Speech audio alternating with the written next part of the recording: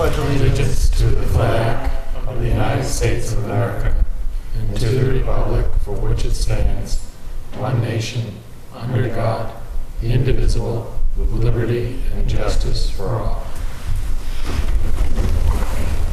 We'll start tonight by asking if anyone on the board has any opening public comment. Nope.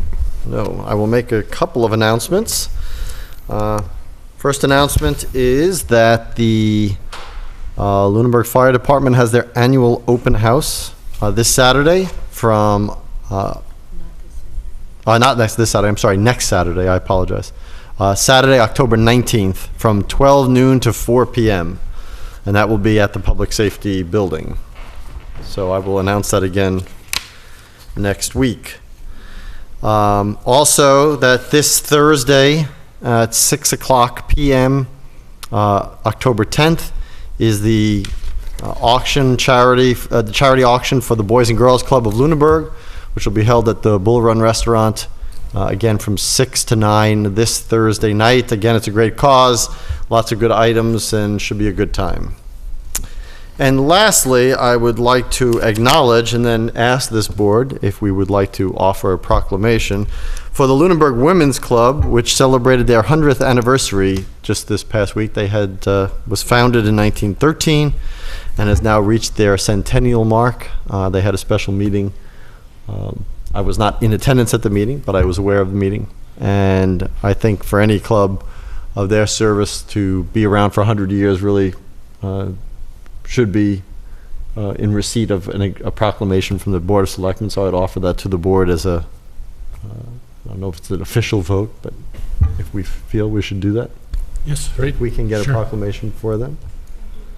That would be great. And congratulations to the Women's Club and to all the membership for the work they do and for their longevity, of course. Any public comment from the public? Chief Marino.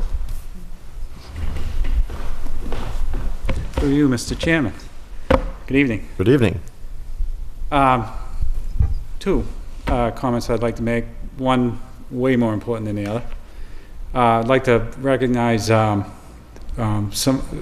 of my officers who today, after a car went through the fence at Whalen Lake, went into the water, completely submerged. Three of my officers dove in the water and helped pull the driver of the car to safety. Officer Chuck Deming, Officer Devin O'Brien, and Officer Peter Licoditis, who was working in detail, who just got off work and responded to the call anyway, dove in and helped the gentleman out. So I'd like to recognize those three officers, and obviously I'm sure a combination to come. And definitely not to upstage the fire department, who also, Lieutenant Scott Dillon, firefighter Matthew Glennie, both also jumped into the water to assist as well. Secondly, the fire department's putting on an open house, the public safety building, on October 19th, and what I would like to do is invite people down at 11 o'clock in the morning to have coffee with the chief. And I'll try to have some pastries there and so forth. So typically we do this on Thursday morning, the last Thursday of the month, which I'll still do. But I'd like to also invite people down on the weekend, because I've had some people have expressed an interest in coming, but they work obviously during the week, so it's difficult for them to get there. So October 19th, 11 o'clock in the morning, if they want to come down till noontime and have a coffee with me. Thank you very much. Thank you. And I'd like to also, I heard about the news of the event at Lake Whalum, and you know, it always amazes me the kind of service that all of our men and women in both departments perform under these kind of circumstances, you know, putting themselves, obviously they've had training in these things, but of course the instinct is just to help anyway, not wait, and to go into the water, and you don't know the conditions, and all three of them, and all the two police, fire department personnel too. I've long said many times, as you know, Chief, publicly, that I think we have a fabulous, outstanding public safety department, and this is just yet another example of that. Always above and beyond the call of duty and acting in the best interest of people who could otherwise be victims in a much higher, I want to say, much more perilous victim than just somebody who was rescued from a submerged truck. It could have been a fatality very easily, and but for these men who went in to help them. So again, thank you, and through us, and yes, we would be expecting word from you on commendation. So Okay. thank you. Thank you, and I appreciate the comments. I will also announce when I announce the next Tuesday, when I announce the open house, I will announce your 11 a.m. coffee with the chief too. So. Thank you. Any other public comment? Okay, so 7 o'clock, we will have a review of the Mass Live Casino project slated or proposed in Leominster and the surrounding community designation status with our town council. If you would like to introduce town council here and a little bit about where we are in the process, having attended some of the meetings. Sure. Thank you. This is actually the first opportunity that we will have as a board to discuss this. We've talked about it a little bit in some updates, but this is our first opportunity. And we have here this evening with us Jonathan Silverstein from Copeland and Page, maybe one of the only attorneys that we haven't seen here before. We've had a lot of experience with a lot of different attorneys, but Jonathan actually specializes in work in front of the Gaming Commission and has had the opportunity to practice in front of the commission on a number of occasions. Was the attorney who negotiated the host community agreement for the city of Leominster and has had additional experience negotiating other host community agreements. So I was very happy when I was introduced to him and in that we would be able to work with him on this project. We are in a unique position here. We have the month of October to negotiate a surrounding community agreement, and only because the Gaming Commission actually offered an extension to the communities, probably all of the communities, but specifically at Jonathan's request on behalf of Lunenburg, Lancaster, Townsend, and Westminster. So I think I'll turn it over to him and maybe we'll go back and forth a little bit, but he's here this evening to kind of walk through the process and talk about the opportunity in front of us. Good evening. Good evening. Thanks for the opportunity to come before the board tonight. As Kerry indicated, I have been doing quite a bit of casino work over the past year or so. I've negotiated 5 of the 11 host community agreements in the state, and I'm currently representing, including Lunenburg, about a dozen potential surrounding communities to various proposed gaming facilities around the state, and have had an opportunity to practice quite a bit before the Gaming Commission and follow what they're doing. As you probably know, the deadline for the so-called Phase 2 or RFA 2 applications for the slot facility, the deadline for those applications was this past Friday, October 4th. All of the applications were submitted for the 3 different proposals. And the Gaming Commission regulations and the statute require that all of the surrounding community agreements be submitted with that application, unless they aren't, and they weren't. Not a single applicant has signed a surrounding community agreement yet that I'm aware of, and certainly none were submitted with any of the applications submitted to the Gaming Commission. And the Gaming Commission anticipated that that might be a problem and gave potential surrounding communities a 10-day window. If they hadn't signed an agreement and they weren't designated as surrounding communities, by the time the application was filed, the regulations give potential surrounding communities 10 days to petition the commission for designation as a surrounding community. As your town administrator indicated, I did submit a request for a waiver of that requirement and for an extension of that deadline to October 31st on behalf of Lunenburg, Lancaster, Townsend, and Westminster.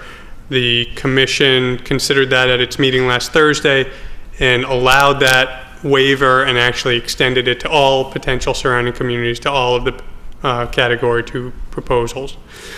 So that gives us an added window of opportunity to negotiate something without having to turn the process into an adversarial process where we would petition for designation and Cordish would oppose that petition, and then depending what happened, we'd then be potentially facing an arbitration process before the Gaming Commission, all of which is obviously time, money, burden, and inconvenience, and to be avoided if possible. So we've had sort of a negotiating group among the town administrators of the 4 towns and me working with the people from Cordish and trying to come up with the framework of a potential surrounding community agreement. And I think we're pretty close to having something to present to the board for its review. Not quite there yet. I continue to have discussions even up until about right before I left to come to this meeting, and I anticipate having more communications with Cordish's representatives tomorrow and hopefully get something to send back to Carrie and then on to you for your review. I think one thing that's worth keeping in mind, and by the way, as I blather on, if there are any questions from any of the board members, please don't hesitate to interrupt me. But something you're probably familiar with is the difference between the Category 2 facilities and the Category 1 facilities. The Category 1 facilities are between 10 and 15 times the size of the Category 2 proposals. For instance, the Everett proposal is between 1.5 million and 1.75 million square feet, and the proposal in Leominster, I believe, is 110,000 square feet. So obviously an order of magnitude of difference, and what you'll hear the applicants say and the consultants say is that a Category 2 facility, in terms of trips per day, in terms of total square footage, probably a little less than your typical Walmart. And so certainly impacts, certainly something to be aware of, and certainly an opportunity, unlike, say, a Walmart. There's legislation that gives you, as a potential surrounding community, the opportunity to try to negotiate over that status and what you might get out of it. But you're probably not going to have the same concerns as you would have with respect to a Category 1 facility, which would be, of course, a full casino and everything that goes along with it. One thing I did want to mention, if you're not aware of it, is that the gaming legislation that was passed back in November of 11 provides for the creation of what's called a Community Mitigation Fund, and that fund will be populated with a percentage of the gaming tax on the Category 1 facilities and a percentage of all of the license fees. And so the license fee for the Category 1 facilities, and there are going to be 2 or maybe 3 of them, $85 million. That's the fee for being granted the license. And the fee for the Category 2 facility is $25 million. So 10% of all of those fees will be going into this Community Mitigation Fund. Then on the Category 1 facilities, there's a 25% gaming tax. And so if you take the bare minimum projection for the Category 1 facility in Western Massachusetts, probably somewhere around 400 million. Most likely will be more than that in terms of the gross gaming revenue on a yearly basis. 25% of that's going to the state. So that's 100 million on an annual basis. Of that, 6.5%, or about $6.5 million, will be going into this Community Mitigation Fund. And the Boston area Category 1 facility obviously will have higher revenues. If you believe Suffolk Downs, they might have $1 billion. Nobody actually believes that, but it's still going to be a lot of money. And then somewhere in the vicinity of 200 million for the slot machine facility. So again, some real money will be going into this Community Mitigation Fund. The Gaming Commission will be administering this fund, and the stated purpose of the fund is to help impacted communities receive funding to help mitigate those impacts above and beyond anything that might be negotiated through host community agreements or surrounding community agreements. And so that's a pretty good amount of money that'll be in that kitty that if Lunenburg is designated a surrounding community, if we're able to reach terms with Cordish, you would assume, although the Gaming Commission hasn't adopted any regulations yet with respect to how it's going to administer that fund, it's a fair presumption that being designated a surrounding community will give you something of a leg up in asking for funds or grants out of that fund. And so it's important to bear in mind that just getting the designation in and of itself, I think, is a very important facet of trying to reach agreement with the developer. Of course, there are other things that hopefully could be beneficial: vendor preferences for local vendors, hiring preferences for folks who need jobs in the region, and we're going to be working on all of those issues to try to negotiate the best agreement possible and bring something back to you. One thing I would not expect, at least not without pushing this to arbitration, would be large amounts of funding directly from the developer, as opposed to getting the designation, being able to go to the Community Mitigation Fund. Unless we're able to come up with really hard evidence up front of what the impacts are going to be, it's tough to make the case. It's tough to convince a gaming developer who is going to say, well, 49% of our revenues off the top go to the state. Almost 50% of all their revenues go to the state. Then everything that's going to Leominster, and what's left, obviously, they're going to say is what makes the proposal viable from an economic standpoint. So they've been quite clear in saying there isn't going to be a big slush fund for all the surrounding communities who are interested in negotiating. But I think we have found them to be pretty open to thinking outside the box and trying to come up with other ways in which they can assist the town. And so hopefully we'll be able to come back to you with a reasonable agreement for your review. So that's my general overview, and then I'm happy to answer any questions about the process, what the timeline would be going forward, and any other issues you might have. Mr. Chairman?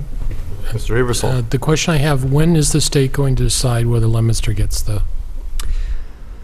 So the Gaming Commission has indicated that their hope is to issue the Category 2 license, if not by the end of the year, by sometime in mid-January. That's going to be dependent to a large extent on what happens with all the surrounding community agreements. If the developers are able to tie up all those surrounding community agreements in the next month or so, then the Gaming Commission very well would have an opportunity to do that. If there's going to be this process of communities seeking designation, so that's by October 31st, then the developers, there are 3 developers, they would all have 10 days to oppose that designation. Then at some point the Gaming Commission, presumably within a few weeks, would make a determination, but now we're into December. And then under the regulations, once that designation is made, the parties then have an additional 30 days to try to negotiate. If they're unable to, so now we're in January. If they're unable to, there's a 5-day sort of cooling off period, and then they're forced to arbitration, and the arbitrator has 30 days to hold proceedings and issue a decision. Now we're already in February, and you can see that we're past the deadline before there are even any hearings, presumably, that have been held. So I think there's a reasonable likelihood, if all the developers are able to reach agreement with all of their surrounding communities, that the decision could be made by January. If arbitration proceedings on any of the proposed facilities are necessary, I think that'll push it to late winter or early spring. And there are, you said, 3 basically proposals before them? That's right. Leominster, Raynham, and Plainville. Plainville, Leominster and? Raynham. Raynham. Okay. Yep. There were 5 at one point, but 2 have fallen. And there's by the only going to be wayside. 1 issued, is that correct? That's right. Okay. What are what do you foresee? Obviously, this is all brand new. And you touched on the Surrounding Communities Mitigation Fund. What do you foresee would be things that somebody who is designated a surrounding community would be able to apply for funds for? From the Community Mitigation Fund? Right. It's really wide open. The statute indicates that it's intended to help communities, impacted communities.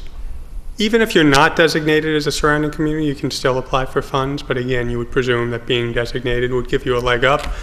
I think the Gaming Commission, when it does get to the point of adopting regulations, got a lot on its plate right now, just in licensure, but once it gets licensure behind it, I think it'll turn its attention to issues like this and adopt regulations with procedures for applying for those funds and criteria for how those funds will be divvied out. I think the first priority for those funds will be to mitigate actual impacts that are experienced by communities that are not covered by host or surrounding community agreements. Because it's really, as you said, this is all new in the state, and it's really difficult to predict with any certainty what the impacts might be. Again, I think there's more uncertainty when it comes to the mega Category 1 facilities, but even with the Category 2 facilities, you could anticipate that something unforeseen arises, that you decide that you need to signalize an intersection that you hadn't anticipated necessary before, and you would apply it for those funds from the Gaming Commission, and that would be a good argument if you could sort of tie it to traffic increases that have only taken place post-opening. I think that's sort of an obvious example. I suspect there's going to be a lot of money left over in this fund after these types of objectively demonstrable impacts are mitigated. And so I think the Gaming Commission could well, and I would hope it would, then turn and say, okay, well, what are the overall purposes articulated in the gaming legislation, why we're inviting this type of business into the state? Regional economic benefits, job creation, tourism enhancement, things like that. And I would think that the next round, or the next level of criteria would be, okay, well, maybe we're not seeking money specifically to mitigate negative impacts, maybe we're seeking money to accentuate positive impacts. So we have more jobs in the area, we have more tourists coming in. How do we get some of those tourists to come and frequent some of the attractions in Lunenburg? To come apple picking here, or whatever the case may be. And here's our proposal, Gaming Commission, for wayfinding signage in town.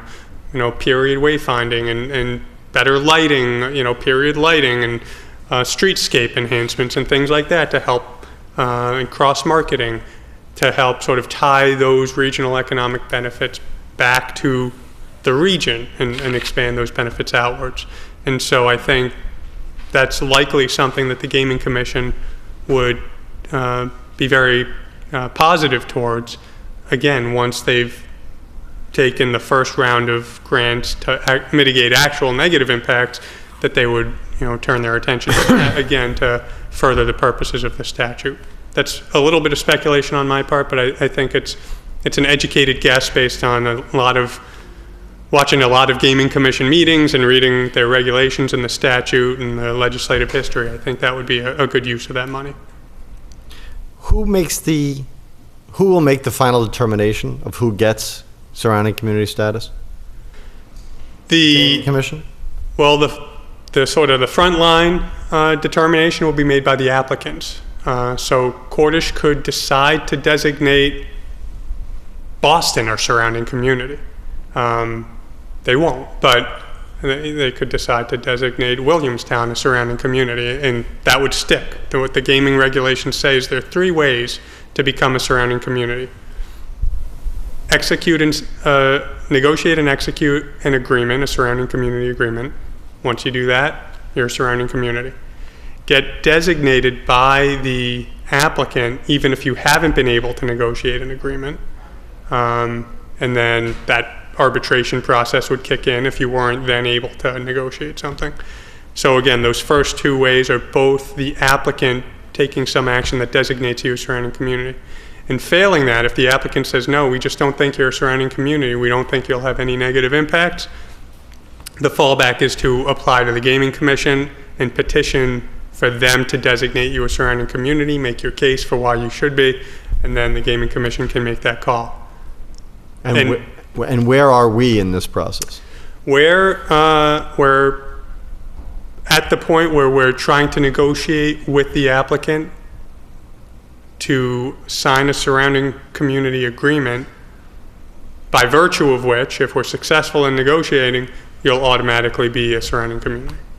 If that were unsuccessful, then we would go to the second line of defense, if you will. Have they already internally determined that any community is a surrounding community at Cordish?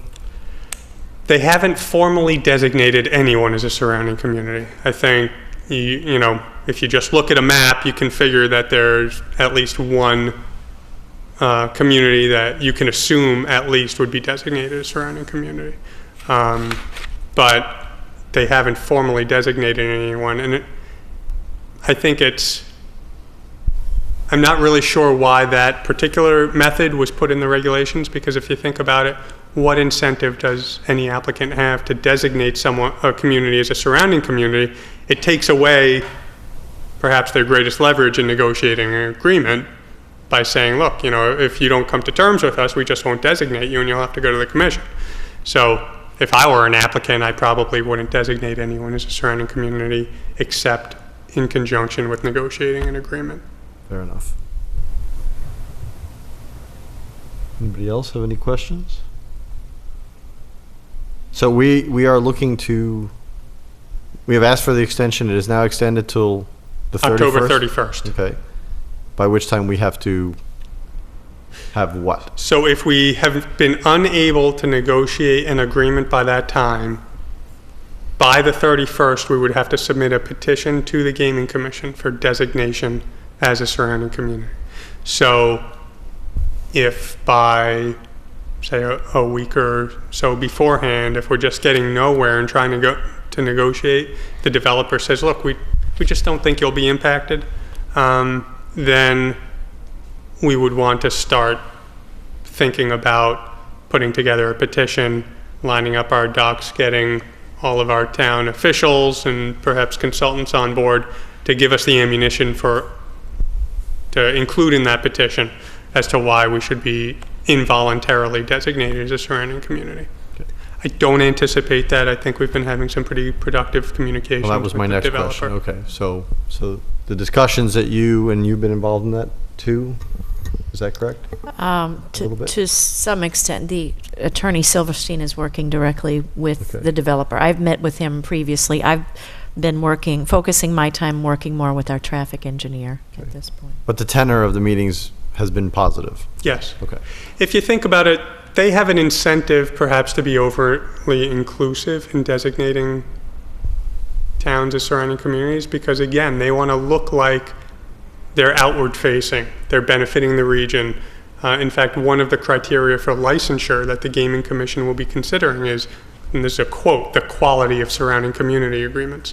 So even if they could make a good case that a particular town is not going to be impacted, as long as it's not going to, really make the project uneconomic or much less profitable, they're going to want to reach agreement so that they can say to the Gaming Commission, hey, look how magnanimous we are, look how cooperative we've been able to, what cooperative relationships we've been able to create with all of our surrounding communities. Everyone loves us. So I think they have an incentive to be cooperative. I think that's in their nature anyways.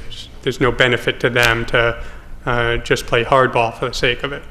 Well, I mean, I agree, but I still ask the tenor of the conversations, because even though it makes logical sense that they would be or try to appear magnanimous, either one of those two, it certainly appears in certain cases that companies don't necessarily act even in their own best interest. Absolutely sometimes, true. so. Absolutely. But it's nice true. to know that they're. But yeah, no, I've found the communications to be, and again, I've been dealing with them since they first came to Leominster, and so I think I've been able to develop a little bit of a working relationship with them, even though we're on opposite sides of the table. That's been useful in this process. Excellent. I think it's also good to have whatever agreement we can negotiate, because the assumption is that if Leominster is selected and they're very successful, at some point they may want to expand, and therefore there could be future mitigation needs, and therefore whatever is there now will help us in the future, assuming that they expand. I agree. I mean, I think just as Mr. Silverstein said, just getting the designation, I think, with what the Gaming Commission is doing with the mitigation fund is very important. So I think this is a good opportunity for us to get that designation. I appreciate all the work you're putting into it, and the town manager is, to look at all the studies and see.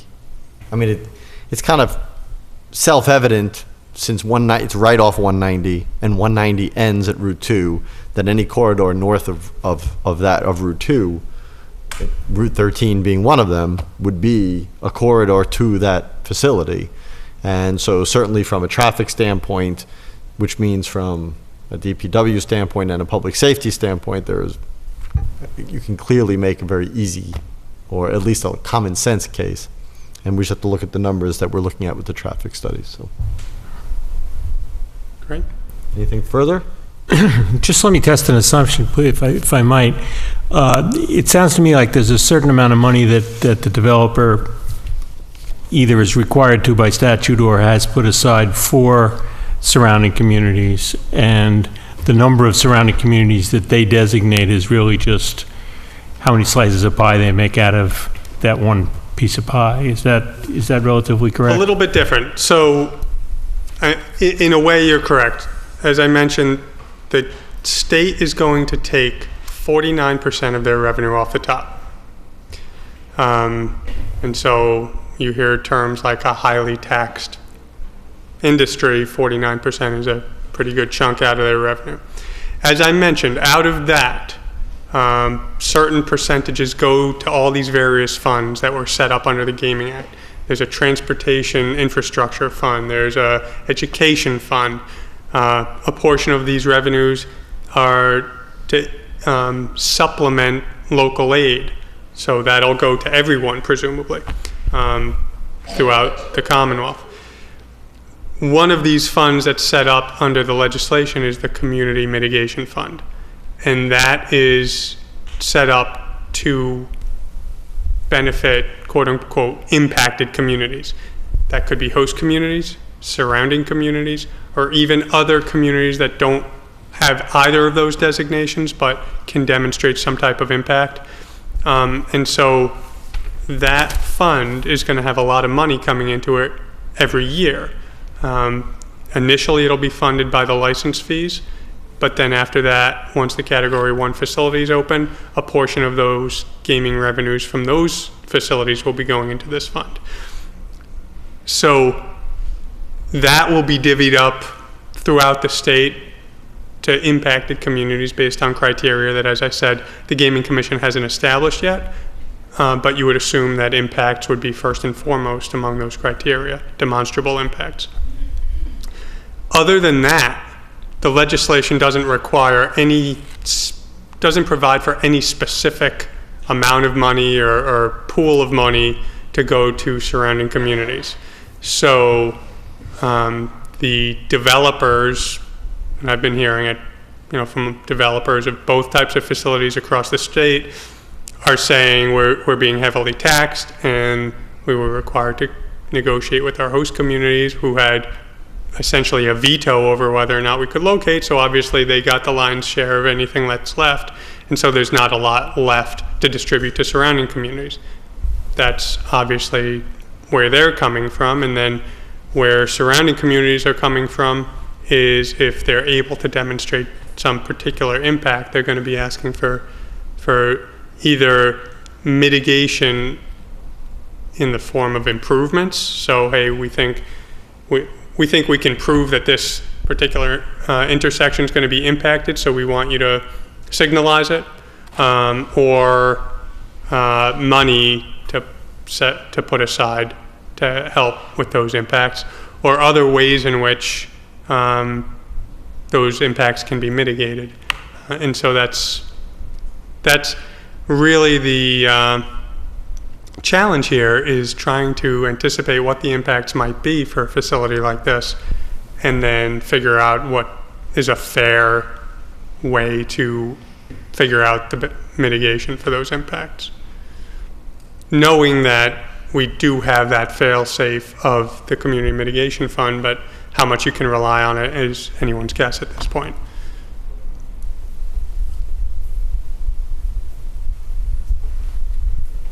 Excellent.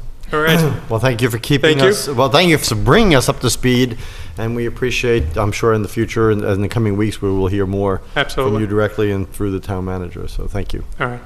Thanks.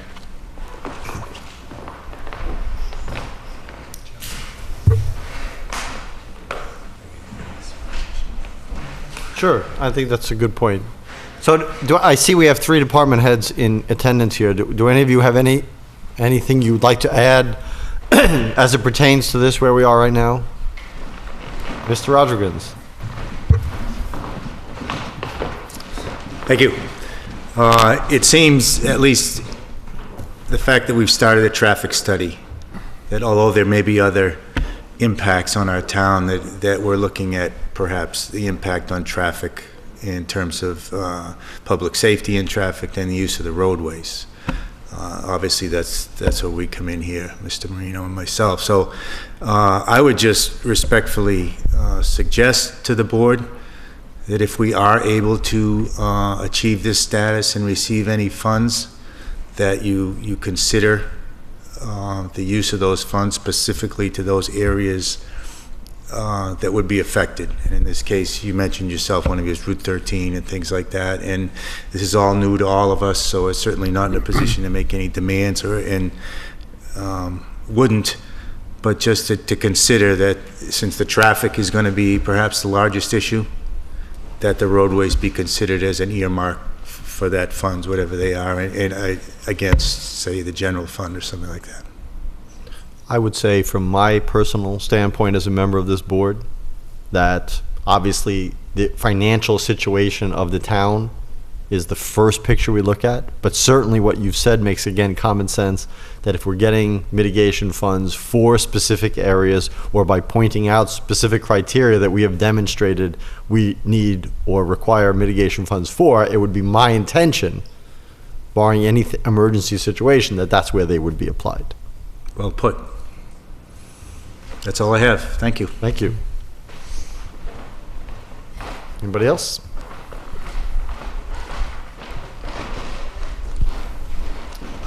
I'm not going to repeat what was already said, but my first concern when I discussed this with Carrie is that we should be a surrounding community, and that the fact is that some of the mitigating measures that we need, and I firmly believe that the traffic study may be for today, but it may not be the traffic study in 3 years, 5 years, and so forth. We should leave ourselves open to have some mitigating measures on traffics. Our biggest, and working on capital planning as long as I have, our biggest concerns has always been the roads. And then we are going to have more people coming over our roads. Is that good or is it bad? It doesn't matter. It is the fact that is the pinpoint where I feel the most concern as a surrounding community would be our road work. Thank you. Thank you.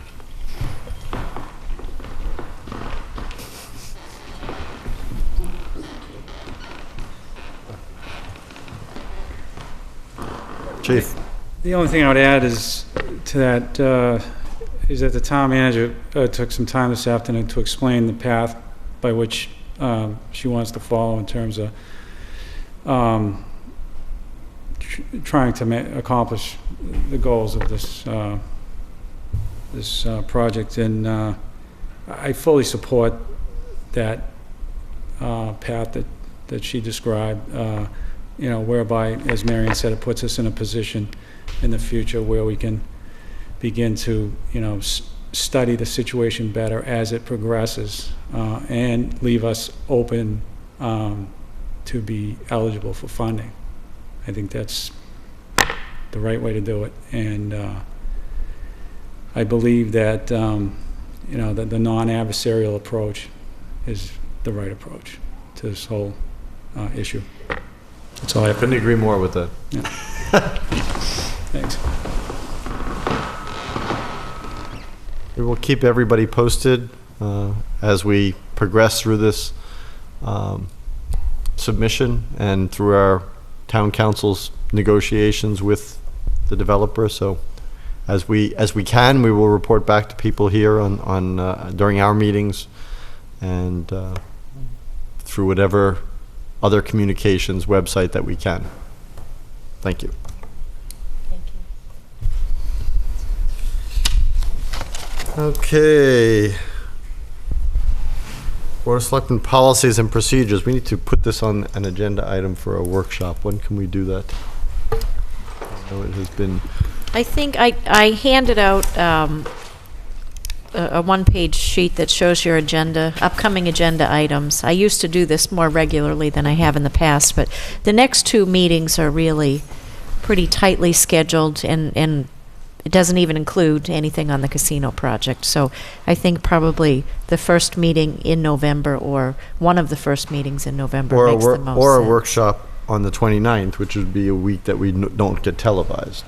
Is that a potential? That's true. I believe. Well, if everybody can think about that, well, Yeah. we won't make a decision right now, but if we can talk about that and make a decision on that next week, is that okay? If we can do it, if not, we have to put it on the agenda because we're going to get close to budget season before we know it, and then it will get pushed off again. And we have made good progress, as we know. I see that one of the pending items is the donations policy, so that would be taken up under that whenever we make this workshop, as well as some other ones that were left undiscussed. Minutes. These are just last week's, which just were sent out to you earlier today. And warrants. Payroll. Payroll warrant in the amount of $660,736.36.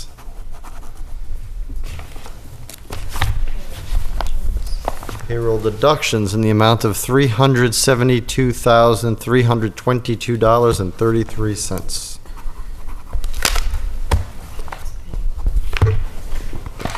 And accounts payable in the amount of $424,727.47.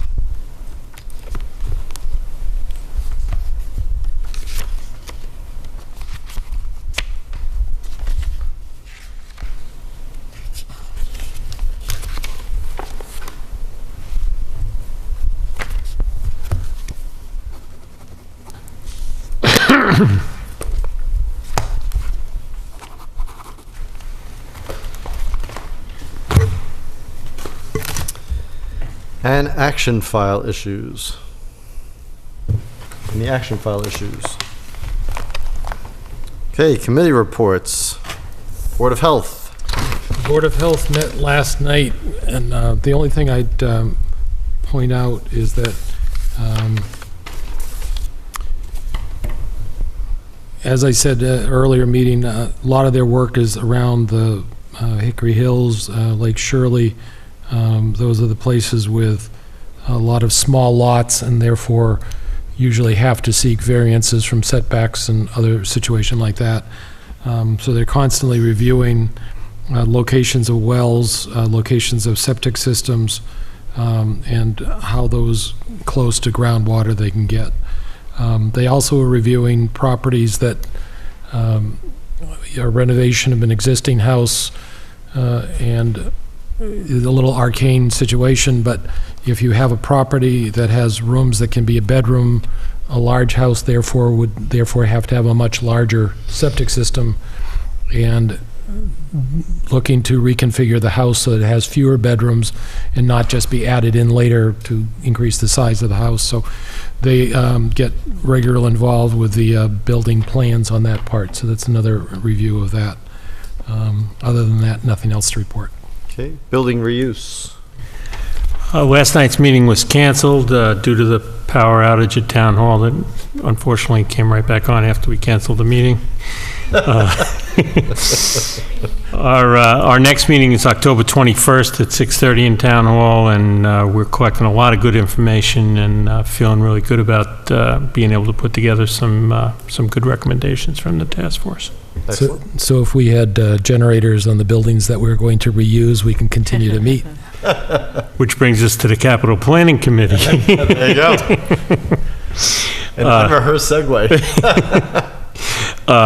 We'll meet tomorrow. Capital Planning will meet tomorrow morning, and pretty much every Wednesday until the FY15 budget submission, reviewing by department the various capital requests. Okay. Finance Committee. They'll meet this Thursday here in Town Hall and review the school building committee presentation along with some of the preliminary cost numbers, and that meeting will be televised. Okay. Library Board of Trustees. Nothing new since last meeting. Okay, Paula's not here for the MPO or Planning Board. PAC. We're meeting with them next week. Excellent. School Committee and School Building Committee. Mr. Matthews is not here tonight. Sewer Commission. No new meeting since last time. Okay, and Mass Broadband is still on target for Lunenburg coming live in December. I'm getting weekly reports on that, so. Town manager reports and department reports.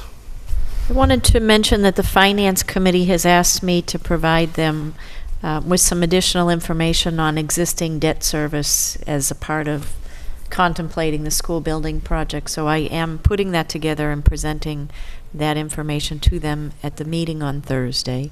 That meeting, I don't believe that meeting is televised, but I will forward the same packet of information that they are receiving to you at the same time, and at maybe the next week's meeting or the week after, we can review that same information. Obviously, we're still making estimates, but I think we're close enough that we can give people a sense of the project and what the impacts will be. So it's time to start digging into that information.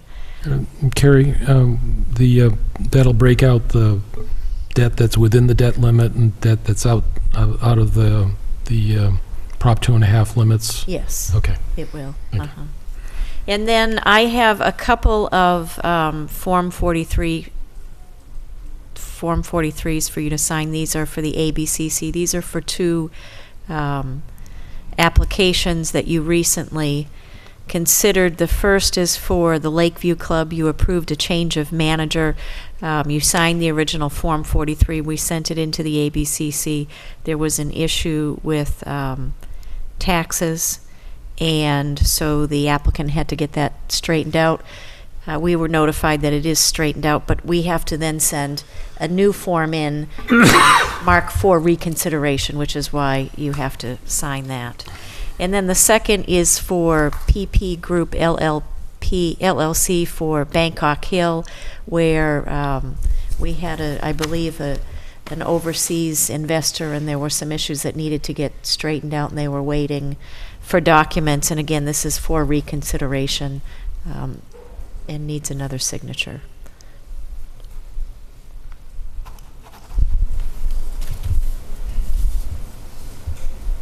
And that's it for me.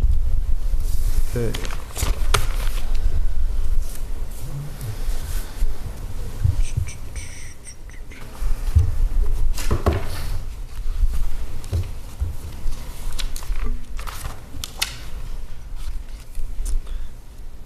Okay, no appointments, reappointments, no resignations. We do have an executive session. Before we go into executive session, does anybody from the board have any further public comment? Yes, Mr. Chair. Last Friday, I attended the Mass Municipal Association legislative briefing, which is sponsored by MMA and their team and invites local representatives. Jen Benson was there as our state rep, and State Senator Eldridge was also there to review legislation at the state level, also attended by other towns, members of boards of selectmen or mayors, etc. Our town manager, Kerry Spidell, and John Henshaw from the Finance Committee were also there. I find it's a very good forum for us to find out what's going on in the state. It's also interesting to find out that many of the cities and towns have the same problems we do, and not a whole lot of solutions on the horizon right now. I was sorry I could not attend that, and yes, I agree with you. There are very good forums to keep contact with our local or our state representatives at the State House, and also our sister towns and cities across the Commonwealth to hear exactly what you just said, that everybody's facing similar problems. And for people who are listening, I mean, we do talk to communities. I mean, certainly the town manager in her position, there was a conference that you just attended last week, correct? Or the week before, where it was a meeting of city managers. We do hear what other towns are trying to do, and we are listening to them and watching them. They're watching us. So it is kind of a tight web of what we can do to get out of some of the problems. Most of them fiscal, of course, problems that we have. So we will continue that. Okay, if there's no further public comment from the board, is there any public comment from the public? Seeing none, I would entertain a motion that we go into executive session under Mass General Law, Chapter 30A, Section 21A, subsection 9, to discuss strategy with respect to collective bargaining or litigation if an open meeting may have a detrimental effect on the government's bargaining or litigating position, and the chair so declares. This is for the discussion of the town manager's employment contract renewal. We will not return to open session. So moved. Second. Any further discussion? All is in favor, Mr. Ebersol. Aye. Mr. Toll. Aye. And aye for myself. Good night, everyone. We will see you next Tuesday night. Good night.